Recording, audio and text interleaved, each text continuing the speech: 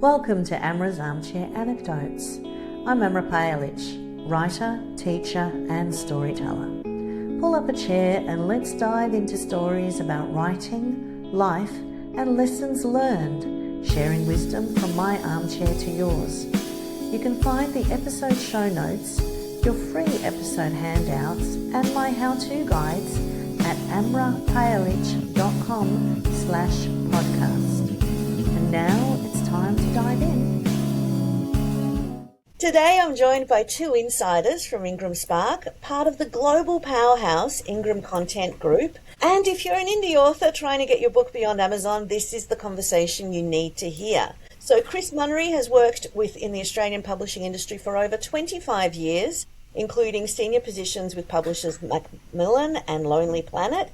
He's currently the Senior Key Account Manager at IngramSpark Australia. He's based in Melbourne's South East at the Australian Print On Demand headquarters, where the state-of-art facility services the Australian book industry for both wholesale orders to booksellers and libraries in Australia, New Zealand, and publisher direct orders to authors and publishers. IngramSpark is the print-on-demand self-publishing arm of Ingram Content Group, and it gives titles. There's over 45,000 global book distribution networks, and they reach into bricks and mortar bookstores and libraries, which is a wonderful opportunity. So the vision is to make indie publishing more powerful and connected and rewarding. And we've also got Madeline, who has worked at IngramSpark as a sales support specialist for nearly 12 months. She's an independent author herself and passionate about all aspects of the book industry and values the opportunity to contribute to both the creative and professional sides of publishing and to help authors bring their stories to life, which is what I have been doing with IngramSpark. So thank you so much. Thank you so much, Amra, for having both Chris and I. This is really exciting.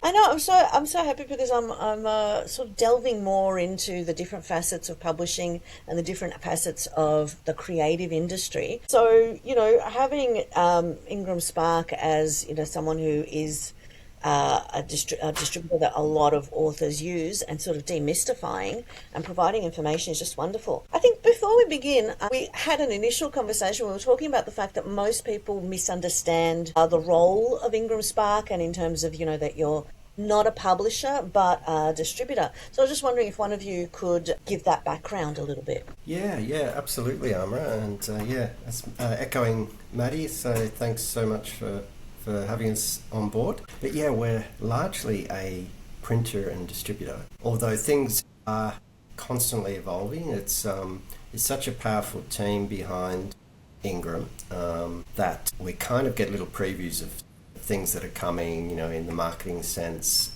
and further kind of avenues, I guess, to explore for our author publishers. There's always really smart people working on things in the background, but yeah, largely that is the confusion, where we do have some authors, new in their journey that are saying things like, it's like I've loaded my book and, I'm not getting any sales. What have you done to help this? And it's like we have to kind of go back to square one and just try and educate them a little bit that that they need to be proactively doing a lot of that marketing themselves. And that's the thing, you provide that distribution channel where it can, I look at my dashboard and it's just amazing to see a sale in Germany, in the UK, in the US, all these places where I'm like, oh my gosh, people are actually buying my book there. And so there are these distribution channels that are available, but really as authors and in this capacity using IngramSpark, we are also publishers. And we are the ones that need to drive that. We need to drive that marketing, drive those connections. And obviously there are organic sales that happen where you've got partners and distributors that are, getting access to these books. But if you want to maximize, it is the author/publisher who really needs to put that. Absolutely. Maddie and I, we call whether it's a single author or it's an author services business, which are popping up more and more, little IngramSpark author services businesses that might have, 20, 30 or more authors working underneath them or within their account. But whether it's single author or one of those, for us, we call all of our authors author publishers because, you are a publisher. Yeah, and that's also a really good point because, the indie publishing scene is really taking over and I don't know, really contributing to the publishing, output and opportunities for publication. As an indie author, I'm finding it a very viable way of, taking control and earning income. And so it's just great about that there are people who are providing those services, and also people who are sort of banding together and using the one account or the one umbrella to publish multiple books in order to just maximize that networking opportunities, the marketing opportunities. So I know of one of them, which is Hembury Publishing. Do you have any others that you sort of, and things that you're seeing that they're doing that are good that others could learn from? Yeah, look, I think a lot of them get started by just, like Hembury, like Jess from Hembury, is by publishing their own book. And then they'll go through that experience and it can be a bit of a challenge, as just doing your first book. Yes. And our tools, online tools and things are getting better all the time for helping. I know we'll chat about metadata and things like that later on. And some of those words, we have to remind ourselves even that it can be scary words for someone just getting going. And it's like, if you just kind of say, is all your metadata sorted? And we can't expect them to know exactly how that works and why it's important. But these author services, there's one that we work with and will be sponsoring later this year, and that's under Every House. So it's Laura Feldman does children's writing. So she works specifically with children's writing, and she's now got courses going. She'll have an event later in this year in October for authors that are trying to get into that space. And Laura is another classic case of published her own book, really active in the community. All of these other people started reaching out and saying, I've got an idea, or, I really want to. And some of them might just want to publish a book for their own children. And then others go further and further, and then they start to get sales, and then they want to do another book, and they kind of bring them under that umbrella.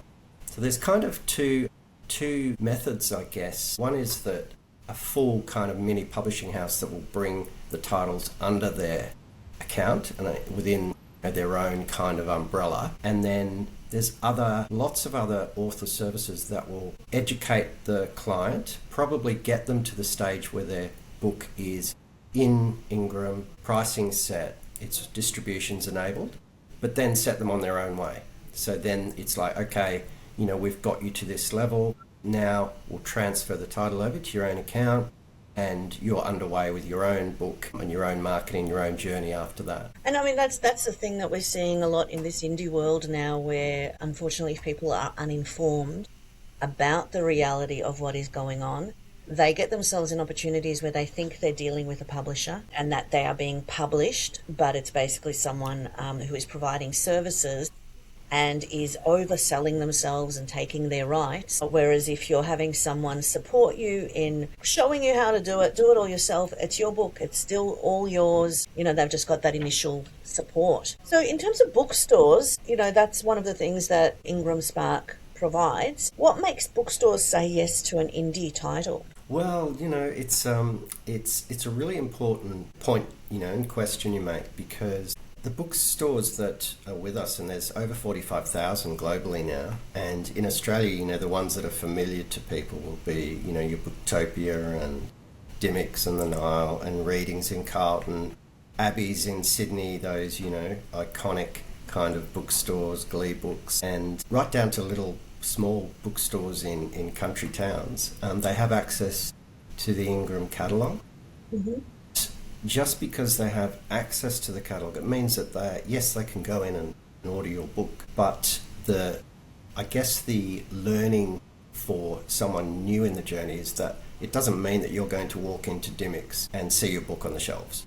Mm. So, you are going to be competing against a lot of other books as well. And so, bookstores will make their decisions based on what they think is going to sell. Mm. And so ultimately, you can influence that, and certainly we find that they're very supportive particularly for local authors, Amra. Yes. So, if you have a bookstore in your area, they will love having a local author book there. But having said that, it will need to be, you need to have a professional looking book. You want to be kind of presenting the best version of your product, of your content that you can.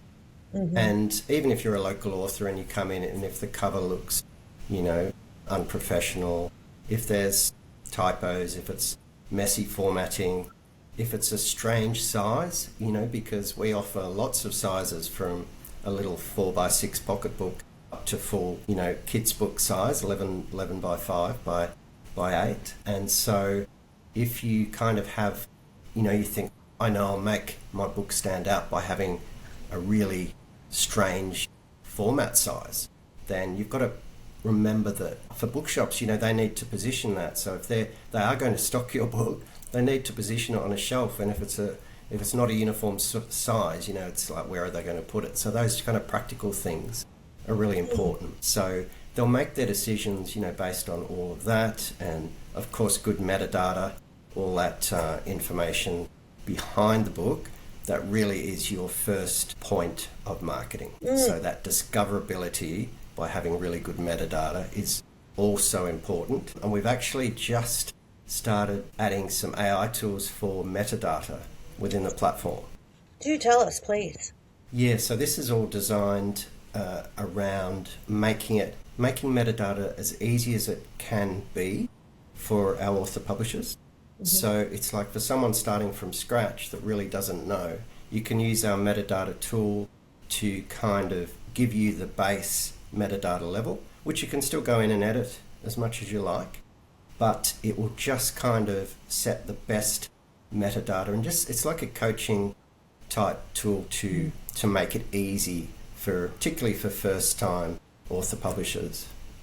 And just to clarify for those people who don't know, when we're talking about metadata, we're talking about keywords, we're talking about the title, we're talking about, the different types of blurbs that you want, affiliations that you might have, reviews that you might have. So it's all of the stuff that goes into the database that helps discoverability, so that potentially someone could go into a bookstore and go, I want a murder mystery about, Vietnam War, and that there could be a keyword that they put in the keywords and that they can find a list of books. And so it's really important, that back end. Absolutely it is. And, it's also really important to, if you are a local author, to be incorporating that kind of information in there.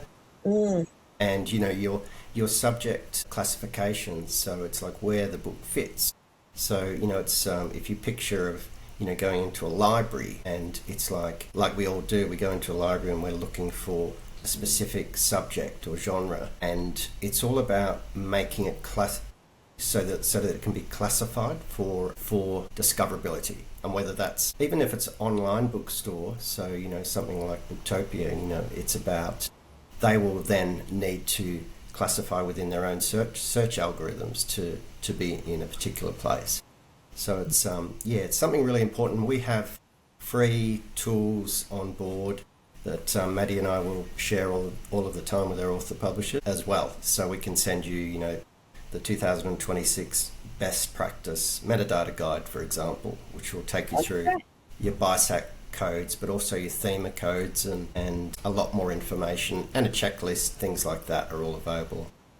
Well, I'll get that and I'll put it on my website and flag it in the show notes. And that's the other thing, there is a lot of information that IngramSpark does provide to help support us in our journey. So, it is about sort of doing those tutorials and finding all that information, because what we tend to do as indie authors is we launch into it and we figure things the hard way, and we, want to pull our hair out from stress because we do silly things like set a deadline for publication and then go, oh no, I haven't thought this through all the way. So it's really important to do that background work first. It's really true, Maddie. We had, we won't mention the author, but we've had one just recently, haven't we, that was set for her launch date, and I'll let Maddie go through the. We've certainly had authors that they set a launch date or an on sale date, and then right beforehand they were like, can we change the on sale date? Which you can't change your on sale date once it's in global distribution. So once that's enabled on our platform, that on sale date can't change. And there's a little bit more parameters around that as well. But yeah, got 3 or 4 days out and was like, oh no, can we push it out? And just can't do that, unfortunately. So there is so much to learn with your first book, and even after a few books, you still learn as you go on as an author. I don't know if you found the same, Amra, but I'm learning Absolutely. things with every single one. Yeah, and I'm learning now to like do a long lead. And also because I'm doing my first Yeah. series, I'm batching them where I'm like, there's so many things to think about in the writing side of it. So yeah, sometimes just because we can do it immediately doesn't mean that's the best thing that we should do. Like really, publishers do set very long publishing times, and that's because they have a lot of books that they're working with. But, there is something like build in a few months. Do not try and do things within a very short, unless it's your 20th book and you're like, yes, I've got the readership, I've got everything sorted. Yeah. But honestly, first few books, really space them out and plan. And yeah, things will come up. And we want, we want it to be the best experience for these first time authors as well. So we don't we completely understand, because we're taking and offering, I guess, what used to be a really complex publishing model, and we're making it accessible for everyone.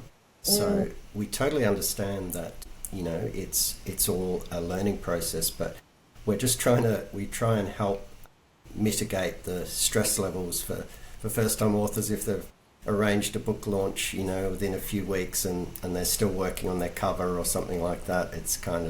We're trying to say, well, you really probably need to set that back a little bit, that launch. Yes. Yeah. Build in A lot of timelines. authors don't realize how important that physical proof copy is as well. Do not skip the proof copy, No. guys. Absolutely order it. Make sure everything's nice, your cover lines up properly, your spine's all correct, the internal design looks nice, because the last thing you want is to upload it and then send it out into the world the way it is if you haven't really checked it through and are happy with it. Yeah. So And even when you're using tools like formatting tools and they always work, and then suddenly something weird happens with the way dialogue is formatted or the way text is formatted, and if you don't read every single page of your proof copy, it's problematic because once you get that negative reader experience, then it's really hard to come back from that. Because it is that global platform, and that's the joy of it. But then, you can't kind of like, now I'm going to update it, and those reviews are still there. And because we have the downloads, so you can have a look physically on your screen. But of course, digital screens are going to display differently. They're set differently to what ends up ink on a page. Bright colours can, look a bit dull and dark. Low res pixels, all of those kind of things are going to contribute. And because our proof copies, we quite often get asked, Maddie, don't we? It's like, how much is your proof copy? And for us, it's like, it's ordering one book. So it's not like we're going to charge you anything extra for it's a proof. If it's 100-page 6x9 paperback, something like that, it might cost you $5 to print. Yeah. So order a book, send it to yourself, have a look at it physically, and things will start to jump out, if there are any problems. And look, I'm going to be honest here. This is a rookie mistake I made early on in my journey, where I did not read every single page. I was like, I've looked at that enough, and it did bite me. And now every single proof copy, I read it from beginning to end. I book myself in for like a 4-hour reading session, because I like to do it in one go. So I've got it in my that flow and the story as a last time. And really important, because like I have human proofreaders, but then I have to go through and do it again. So I use a lot of AI assisted tools before I give it to a human, my proofreader. But then I still have to do that final quality control, So it's this is where the advantage of the publishers, they do those multiple views, because they do print runs of 1,000, 3,000 copies, so they want to make sure that they are as perfect as they can be. Whereas with us, we get a little bit complacent, because we can just, I'll fix that and then I can just do it again. And yes, you can, but if you send it out there and people are reading it, yeah, that's always the issue. Yeah, and it's something that will pop out, and one of the favourite things Maddie and I do, because we sit above our facility out here in southeast Melbourne, that at any time of the year we could be shipping thousands of books every single day all around Australia. So we'll just walk down, see the books that are coming through, and it's quite amazing just to see the mass variety of subject. And for me, being a non-fiction reader, it's like I'm only reading IngramSpark non-fiction, because it's great for me, because I get all sorts of categories, but we see everything. We're seeing a lot more children's books coming through, and recipe books, which has changed the last year or two. There's more of those coming through with the high colour options and things like that too. But yeah, we will see books that kind of jump out to us a little bit. It might be a little bit of formatting inside that doesn't quite look right. And we want the authors to have their best possibility and their best experience, and we also want the catalogue to reflect well as it goes through to our retailers, our channel partners. And that's the thing, you actually have, like, when I was doing my first book and I couldn't figure out how to do your covers, and I had the person like, you're not doing it properly, and I could not understand what they were saying, but I was like, just that there is someone there going, no, this is not right, it does not, your cover is not doing the wraparound thing that it should, and it's not looking good, because it is important for everyone concerned, and in one sense also as representatives of the indie publishing world and of this amazing world that we're in, where everyone can get their story out there and connect with readers. We sort of want to have the best quality to show, yes, look at what we can do. Yeah Absolutely. And some of the tools that are coming, that we kind of know are coming, later this year, hopefully. I know I'm always a bit cautious when I promise dates. No dates. No dates, but I think it's close. I've seen kind of some beta versions of it, and it'll be like auto conversion tools, which will mean authors that have just had an ebook can convert to paperback within the system itself, or if you've got a paperback, you can do an auto convert to hardback. So format conversion all done within the platform itself. And at some stage, we would like to see audiobook conversion as well. And we think that could be coming at some stage, perhaps next year. Because that's the thing, when you're wanting to do those multiple formats, the time that it takes to do that adjustment and to figure it out, and then the different platforms have different requirements, and you're having to do a different cover for Ingram and a different cover for KDP, and so it's all so time intensive, and when you're just one little person, you kind of feel that pressure. Absolutely. It's also it's so exciting for us when we'll walk through the facility and see author publishers that are pushing the envelope with what they can do with print on demand, and this happened recently in the last year or two with Printed Edge. So tell us about that. Now Ingram can do that, because that was sort of other printing companies were doing that and couldn't do it through Ingram. Yeah, Yeah, that's right. So, even now, authors are printing and sending it off to third parties to get sprayed edges and then getting it back. Whereas for us, we just saw these Printed Edge books coming through the facility, and I'm speaking to one of the facility people there and just saying, where was that printed? And he was like, well, it was here. And so I was like, went straight up and had a look at the ISBN, had a look at this author.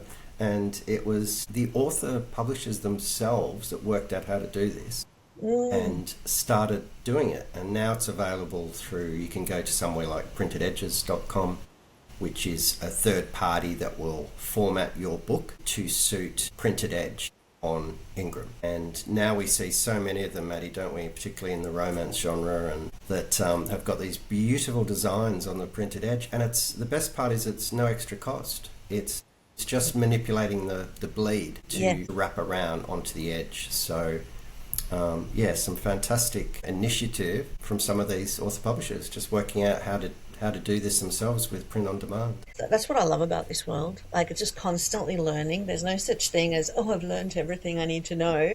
It is honestly just a constant journey of learning and just so much excitement and enthusiasm because people just, they do things, they figure it out, and then they share it with everyone. And they're like, hey, I figured this out. I can do this. You can do this. And it's like, oh, ideas.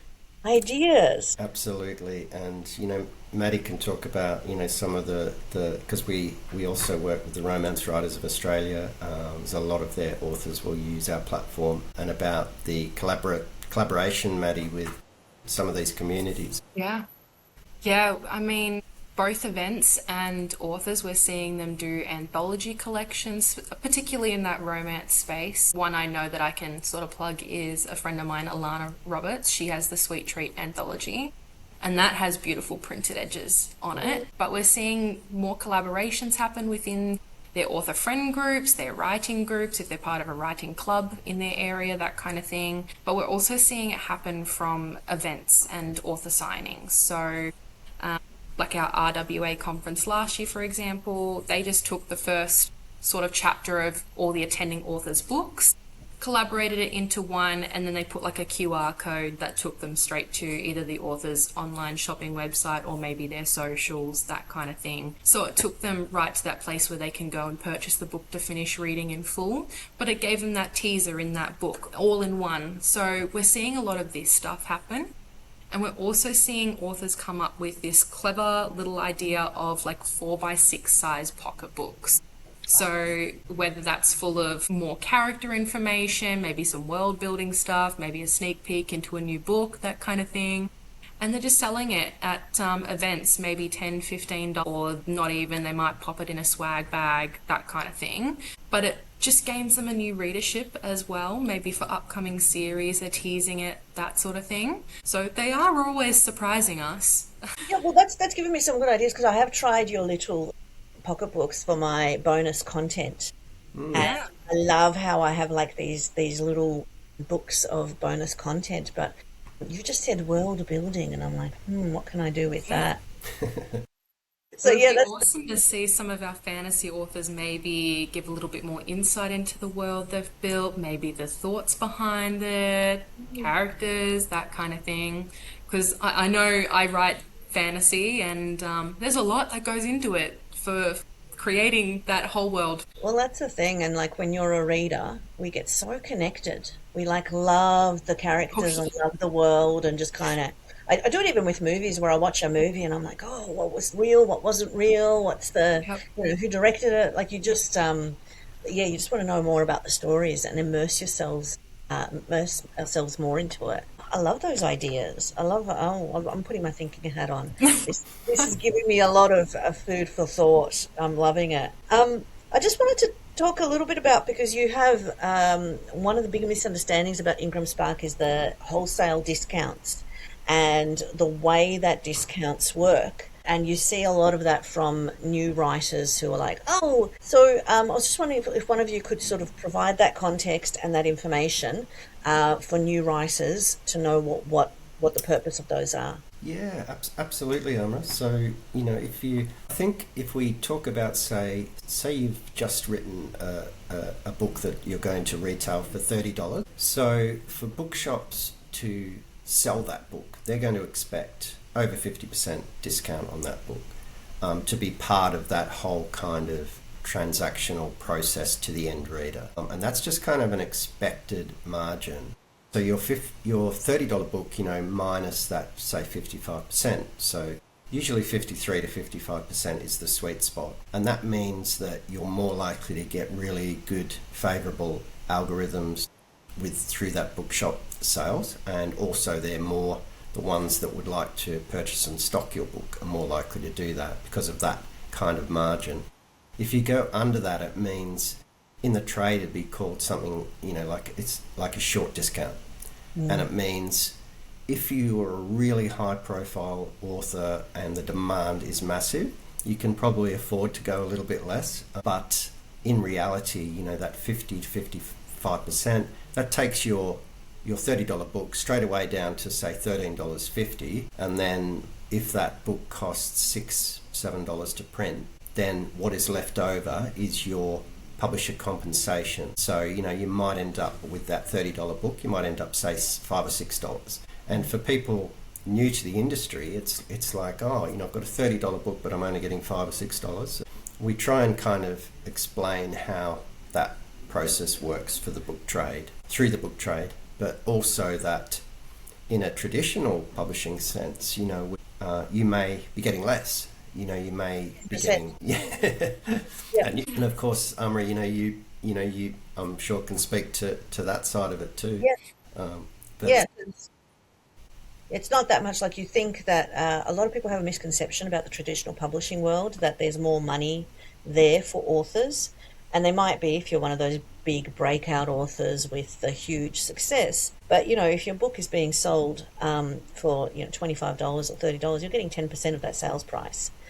Whereas as an indie author, you've got that bigger margin that you're getting. yeah, and as you were saying, earlier, it has its benefits too, of course. And for some people, that is their dream. Their dream is to be picked up by a big trade publisher, and of course they'll have some other advantages if they do that, such as an advance, and not having to worry so much about that metadata and the proofing and all of those other things, because it'll be kind of taken care of. What we're hearing more and more, because we are quite often doing events where there's a mix of indie authors and traditional authors, and some traditional that are putting their backlist with self-publishing, or they've got their rights back to certain books and they're being republished. And what we're finding is that they'll kind of say to us that they're being told to do just as much marketing for traditional as well. So it's not like you just sit back and wait for the sales to happen. It's like they want you out there doing events, doing social media, doing all the things that we recommend as an indie author. Yeah. So the two worlds are kind of starting to overlap more and more, I think. Yeah, well, I've even read an article about traditionally published authors using their advance to pay for a publicist, where publishers are no longer even having in-house publicists who do the marketing and who, do that work. Now, as an indie author, I did pay for a publicist, and that's okay because I'm an indie publisher and I'm, promoting my own writing, and I'm happy to do that. But yeah, if you're selling your rights to a publisher, they should be providing the infrastructure to do some of that work. And yeah, like at the end of the day, the author has to do a lot, but if you're only getting 10% versus a much bigger profit margin, obviously as an indie publisher, you also have to pay for things. You do have to pay for formatting, for the covers, right, for all of the production costs, and then with the time that you have to invest. So there's pros and cons to both, and I've been in both worlds, and I loved my time in both worlds, and I'm not saying no to ever doing traditional publishing, but yeah, you really need to be aware of where and what you're doing. I think so, and there's some of our authors we know are writing specific books to pitch to traditional publishers, and they'll be keeping some of their other series with indie. So it's this whole kind of operating as a business that we're seeing more and more with some of these astute kind of indie authors that all getting picked up by traditional. So they're splashed. Some of them have gone viral on TikTok as an indie author, and then of course traditional are knocking on their door saying we'd love to pick up your title, and so it's still a great story for us for when that happens, because it's kind of like they got their start through the platform, and then they moved on, and they're getting to their dream of working with a traditional publisher, but they still have options for their other content too to manage as they want. That's the thing. When you're a writer or a creative, you really have to look at how do you exploit all your intellectual property, all of the skills and the things that you have, and how do you try and make that viable income and that, earning. I just also wanted to talk about the returns. So usually with Bookstores, if you're doing that discount, then there has to be that they can return any stock that is not bought. And so as indie authors, we have the opportunity to say, yes, we will allow returns, no, we won't allow returns, and that yes, we will allow returns, but instead of sending them back to us, that they are destroyed. What information do you have in terms of how that influences bookstores and discoverability? Yeah, look, it's quite different the way Australia operates in that sense, Amra, because most of the bookshops will order through us through the Ingram ordering system through iPage, and iPage is firm sale.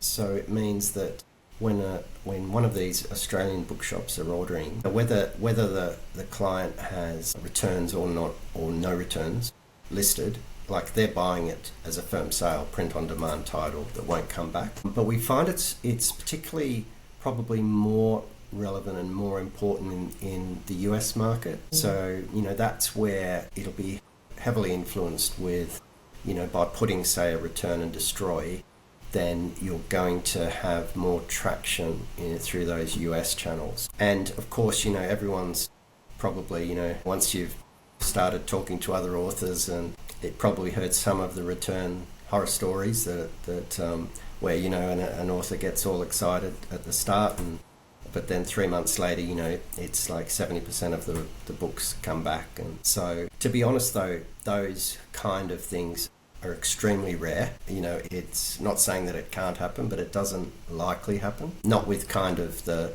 way purchasing works through the retail channels now. But in Australia, definitely, most of our sales are firm. But there's also the option for authors to reach out to bookshops. We're non-exclusive the way we operate in our platforms. So just like, you could go to traditional and you can send an email saying, please take this title out of distribution. I've just been snapped up, and, we can do that within, 24 hours, 48 hours. But the same thing with bookshops is authors can make their own arrangements. And, if you want to do a book launch at your local bookshop, then feel free, make your own arrangements to take, you might want to take 50 or 100 books there, and make your own arrangements with the bookstore for anything that doesn't sell to come back and become your stock. So that's all open to authors as well. And it does require hustle, and it does require authors doing that work and that connecting with bookstores and creating those relationships and getting them on consignment. So I think, I just wanted to sort of talk about some of the new things that Ingram has got going on. So we've covered the sprayed edges, which are so exciting. There's going to be those wonderful tools to help support us with creating covers, which is one of the difficult things that we struggle with at the moment. But there's some other new things going on. Well, it's one of the things, and this is definitely, I don't want to overpromise and underdeliver with the date, but e-commerce is the really big thing. And there's a product called Share and Sell that's been in the US now, available to our US customers for 18 months, 2 years. And it's direct selling to consumer. It's been launched in the UK this year, and it's now operating in the UK, and Australia's next in line. I am, fingers crossed, hoping for this year. Good.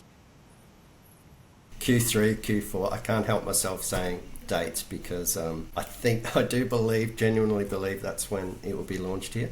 But what that means is that any of our author publishers on the platform can generate a URL or an embed link that you can put on your own website, your own author website, or you can add to your email signature or put on your socials, and it will essentially be a buy button. So you could have, for example, at the end of your, in your LinkedIn or some of your other socials, you could have, my new book here. You have a link, and the end user will click on it, go to a landing page in the platform, pop in their postal address, pay for the book. All of the transactional exercises is completed by Ingram, and it then automatically calculates the postage, and when the customer buys the book, it handles the proof of sale and triggers our facility then to manufacture and ship that book direct to the end reader. So this is something even for our authors, and I think particularly in Australia, I think the proportion of our author publishers that are really digital savvy. They have great websites. They may even have their own e-commerce going, but this way they can have this fulfilling these order sales all the time. So whether it's at 3 a.m., whether it's when they're on holiday, and it will just, but not only will this be available for Australia, it'll be a global e-commerce. So it means that, let's say your book is, let's say for one of our authors has done a book on steam engines or something like that, then they can directly market themselves to various steam engine groups all over the world and say, you can buy my book here. If it happens to be in Cornwall in England, then the end user will go in, make the transaction. It will trigger our UK facility to manufacture and ship the book, and you get a prompt in your account saying you've just had an e-commerce sale. Yeah, and I guess what the disadvantage now is that, I've got my own website where I'm selling my books. If I'm selling them in Australia, I have to include the price of postage because there's no way for... And then for, sending from Australia elsewhere is not great. Postage is so expensive. So, for example, when I do my Kickstarter, I say you're going to get an unsigned copy and I'll send it direct from Ingram and it will be printed in the US and they will pay the local postage, the US postage, and therefore they are not being disadvantaged in terms of the price that they're paying. And that's what's halting us currently in terms of being able to, take advantage of those connections that we make with readers all over the world and trying to do that direct selling, especially with so many authors now doing these beautiful books that they want to sell as collector items and really take advantage of. Yeah, absolutely. And getting back to, your printed edge. So if you're doing a special edition printed edge book, might be a hardcover, it might have a jacket, because you can do all of those things with print on demand, and you can just have that special edition purchase link that can go anywhere, and it will just be happening in the background. Like at the moment we have other author publishers, like you were saying, Amra, that will drop ship their books to their customers, say in the UK or the US. So they'll go into their account and manually put in an order and print it from our UK or US facility and send to the end reader, but this will all be automatically happening in the background, which means the fulfillment. Some of these e-commerce costs we find can be prohibitive for some, authors new to the industry as well. So this will be a way that they can step into the world of e-commerce without having to set up Shopify or something like that on their own website. The fees, I had a Shopify account. I got funding to open it, but it's the monthly fees. So now I've got a PayHip account because that's only you pay as there's sales. So just support that a lot more because, when we're doing this ourselves, having to fork out money all the way along. Yeah. And actually, I'm just going to take advantage of both of you now. I am doing my first translation. So I have translated my book into Bosnian using AI technology and then using my husband, who is a Bosnian speaker, as my proofreader. And so that's the other thing. There was actually Bosnian as the option in the IngramSpark list of languages that I could do.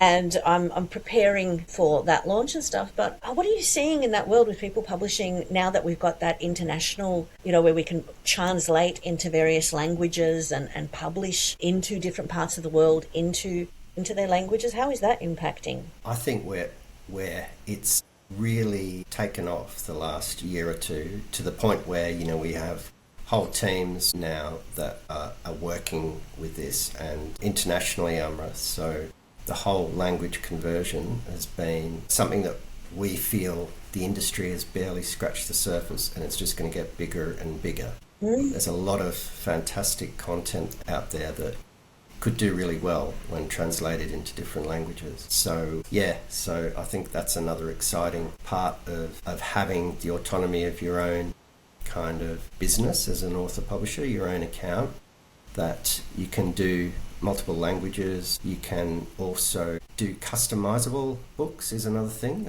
we're seeing more and more. And for that, it's like, say, our business publishers that are on the speaking circuit doing business presentations, they might be going to do a speaking opportunity at BHP or something like that, and they will just have their their business book, but they'll go in and make a customized version and do it for them. Yeah. And by, just taking their same book that's in the system, adding a page, perhaps, if they're working with a designer, they can put BHP hats on the illustrations, those kind of things, and just starting to use these as like enhanced business cards in a way, these books on the speaking circuit. But yeah, languages is something that I think in the next year or two is going to really take off. And Madeline, on your end, what are some things that you're seeing, or you're wanting to give advice about, or you're wanting to give a shout out about? Yeah, just following back off the language thing. I know I've seen some articles online and stats and that sort of thing of some of the languages that are in demand within the indie publishing community. So some of those languages are traditional Chinese, German, Spanish. I've seen a lot of Arabic languages and dialects come through. So we're seeing a lot of that being translated. Even just before this podcast recording, I went downstairs and found 3 or 4 different translated titles that are being printed, and it's nice to see them coming through more popularly now. Kind of a good question about what else I'm seeing come through. I mean, we kind of covered the forced edges, or the edge bleeding printed edges, kind of all different names for them. But just what people are doing with it.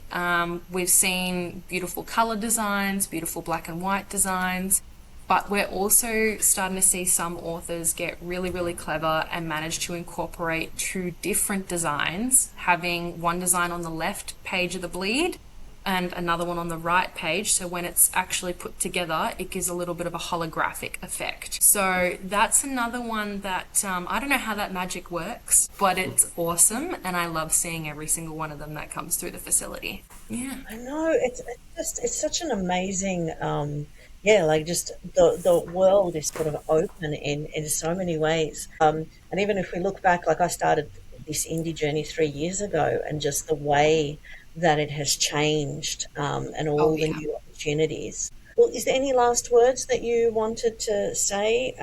The only other thing I wanted to say is as Maddie said, some of the beautiful books that come through, but also the way that print on demand and having access to this is doing really important things in the broader community. Like, we have a beautiful book that's from Wingaru Education, Indigenous publisher based up in Sydney, and their book is a beautiful children's book, and it's based on the Darug language in the Western Sydney Basin, and it's a means of preserving this language with, if you think of all of the 250 odd dialects of different languages, Indigenous languages around Australia, and some of these are in danger of disappearing. So books are a great way of preserving this language. By once that book is in a file, in a digital file, it will exist forever. So beautiful things like that we see, Amra, which is really encouraging, and a great use of, I guess, all the tools that are available. Yeah, and I think just to go back to what you were saying, Madeline, in terms of Arabic, IngramSpark also has the option, because Arabic is read from right to left, and so you've actually got the option where you choose that it gets printed in that way. So just those nuances also in terms of the global distribution, global culture, global publishing. There's so many things that do make it easy and that do support that, which is really wonderful. Yeah, and I mean, we've constantly got the platform evolving. We listen to all the suggestions that everything, like on online forums, social media, that kind of thing. The team in the US are always adapting and changing things, and having buttons like the right to left content, or there's also another button that's like look inside the book, which allows retailers to provide like a little sneak peek on their retail websites, that kind of thing. It all really, really helps in the indie space. I know from author experiences personally, I would have loved to have some of that stuff when I first started publishing. Would have made that journey a lot easier to begin with. Yeah. You obviously know what that journey's like, but yeah, all those little things that we have now, I absolutely love for our first time indie authors. And it's not just the first timers, it's the ones that get to experience new tools after their 5th, 6th, 10th book, that kind of stuff as well. Yeah, and it's just really important also, like, when you have been around for a little while, to have those workflows that go easier and just make it easier, so spending less time on that administration and all of those things, because, marketing is like 50% of your time. Then you're trying to do writing, because, it's the whole access of it. So it's wonderful. Well, thank you so much to the two of you for being so generous, coming on the podcast, sharing all this great information, but also so many wonderful opportunities for indie authors. And I will get information from you, and I'll put it up on the my website, and people can go and access it. But also, all this information is available on the Ingram website, and there's all these people are really generous in sharing their information and their learning journeys. And so, the way I figured out the covers was finding someone on YouTube who was like, and this is the thing that you need to do. And I'm like, oh, thank gosh. So thank you very much. That's okay. Thank you so much for inviting us onto the podcast. It's been such an enjoyable time speaking with you, and I'm sure I say that for both myself and Chris, but we've really appreciated it. Thank you. Thanks, Amra. All right. Thank you for tuning into Amra's Armchair Anecdotes. If you enjoyed today's episode, don't forget to subscribe and follow for more insights, stories, and inspiration. From my armchair to yours, remember, every story begins with a single word.